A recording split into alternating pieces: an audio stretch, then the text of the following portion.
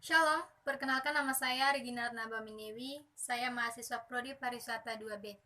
Baik, di sini saya akan menjelaskan tentang komunikasi antar budaya di dalam masyarakat multikultural. Komunikasi antar budaya adalah proses tukar pikiran antara orang-orang yang berbeda budaya. Nah, komunikasi antar budaya ini pada dasarnya mengkaji bagaimana budaya berpengaruh terhadap komunikasi, baik itu komunikasi secara verbal, non-verbal, dan apakah itulah yang dikomunikasikan dan bagaimanakah cara mengkomunikasikannya. Baik, perlu kita ketahui dulu komunikasi verbal. Komunikasi verbal adalah komunikasi yang terjadi secara lisan dan tulisan. Contoh sederhananya yaitu ketika seorang dosen mengajar dalam ruangan kelas. Nah, sedangkan komunikasi nonverbal yaitu komunikasi yang terjadi melalui gerakan atau bahasa tubuh seperti gerakan tangan, ekspresi wajah, dan sebagainya. Contoh sederhananya itu ketika kita mengajungkan jempol yang menandakan kita mengiyakan apa yang dikatakan oleh orang lain.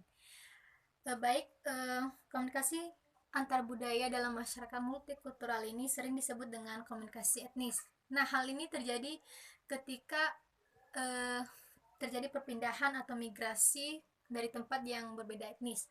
Ketika seseorang bertujuan untuk menetap di situ, jadi seseorang tersebut harus beradaptasi baik dari segi bahasa, budaya, dan sebagainya, sehingga komunikasi terjalin dengan baik di tempat di mana dia berada.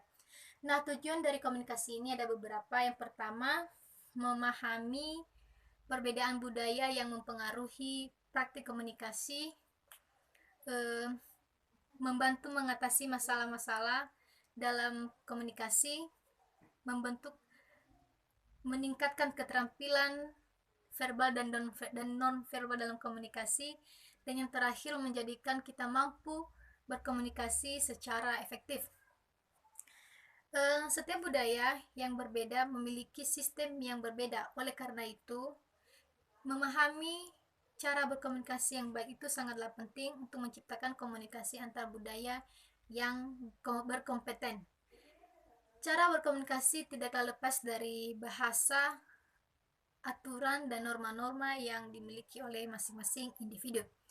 Jadi untuk itu saya himbau untuk kita semua, gunakanlah bahasa komunikasi itu terlebih-lebih ketika kita berada di tempat yang berbeda budaya, berbeda bahasa dengan kita.